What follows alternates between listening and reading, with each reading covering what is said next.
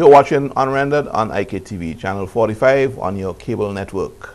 I'm chatting with Bunny Wailer. Bunny, I said I was chatting with the Honorable Bunny Wailer. Before we start talking about reparations, where does the Honorable come in? You've been honored somewhere. Yes, in Jamaica, you know, they have the reason to have honored Bunny Wailer that is related, but I personally think that I am just a human being. So those handles don't mean anything to you? Those It handles to your name. doesn't change nothing. Yeah. I remain who I am. Yeah. And if honorable is something that these people would give me to say to me that They've recognized you. they've recognized my being involved in all of what I've been involved with to make me honorable, I welcome that. Very good. Reparations. You've been here on the first regional conference for reparations. You actually insisted that you not only come and present, but you insisted that you do a live performance, which you did at on Sunday night at the opening ceremony. It obviously is a topic that means a lot to you. It's something that resonates, something that goes very deep with Bunny Wailer. Yes, and it should go deep with every African. Mm-hmm. As a reparation is our struggle and fight to be the Africans we are. People are, you know, at odds with certain things about reparations. You know, there are people who would say that it's long gone, let bygones be bygones.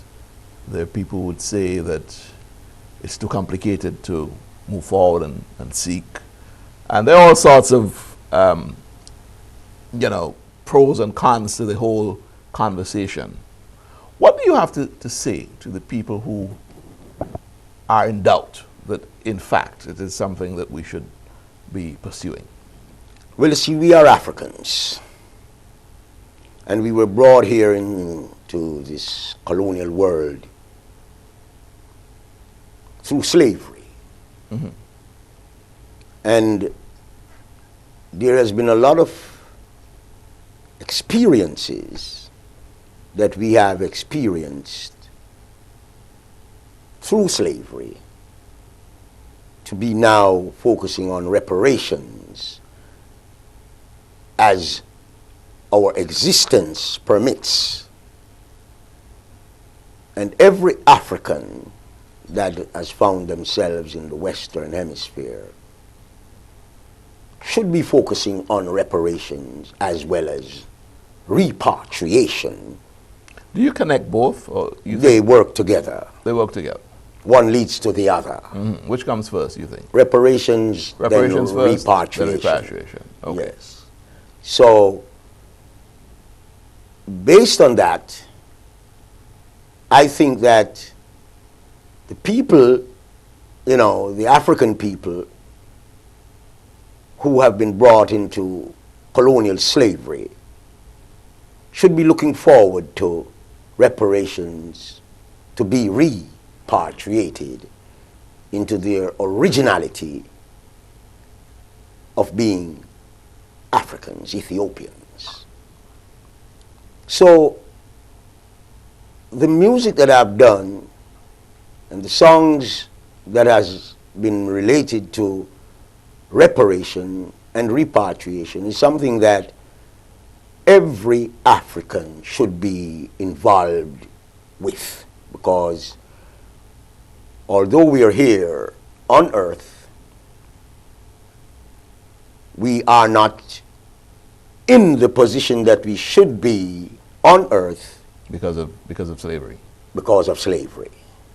So reparations gives us that kind of a reason to struggle and to be liberated from colonialism, to be repatriated into being the Africans we all are. Now, the Wailers, and I'll go back to, what defines Bunny Wailer, and how you became known. I'll go back to the Wailers. I'll go back to Bob Marley and Peter Tosh and yourself. You sang about this almost in every track that you did. Your music was all about, indirectly or directly related to, paying the price for the enslavement of Africans. You also called on Africans to be conscious of who they were and basically understand how they came to be here in the Caribbean and what we must rebel against, the formal institutions of colonialism. Is Bunny Wailer, I know that you're still very much a Rasta and very much part of that music, but have you conformed somewhat to these colonial institutions? Or are you still pretty much a rebel, as it were? Well, they would call me a rebel because I am rebelling against colonialism. Because colonialism is not what we are and what we have learned to accept. Because these colonies were built in order to transform us into being people that, is questionable in the colonial purpose to serve as we are all African people. So I am not welcoming colonialism as being a part of my existence or a part of every African's existence. So you don't have any time for the Queen being called head of state of any of these countries? No, Jamaica, for example, recognizes the Queen as the head of state. Yes, they do. How do you feel about that? They do, because that's what we have been taught to do. But it's not everything that you have been taught to do that you should. Yes. So there are people who think that because of that, the colonialism that makes them Jamaicans and Trinidadians and all of these kinds of people does not say that we are, because who we are is going to be what we are, and futuristically our children are going to be involved in focusing on what mom did and what dad did. And although dad was not perfect about being a colonial instrument that has been invented by the colonial powers of England and the Queen, they will have to come to realize that we are Africans, because we cannot be anything other than we are. So Bob Marley says that we refuse to be what you wanted us to be. Good. We are what we are, and that's the way it's going to be. Yes. That's your mantra. Of course. Bunny, in your tours with the Wailers, I understand that after a while you were reluctant to go to the UK and go to it was not a reluctance. It was the idea that is related to Chris Blackwell and the things that he is related to that I wasn't satisfied with. And in that instance, I stood up for what I was involved with, to be the African that I am. So was that the reason why the Wailers then? Yes, that could have started us going in a different direction, because Robert Marley, Bob, and Peter, at the time that I saw what I saw, weren't seeing what I saw, but later they were focusing on exactly the same thing you saw then. Yes. So they are always going to be my brothers, because in the physical sense, my dad got Robert Marley's mom pregnant, and we have a sister called Pearl.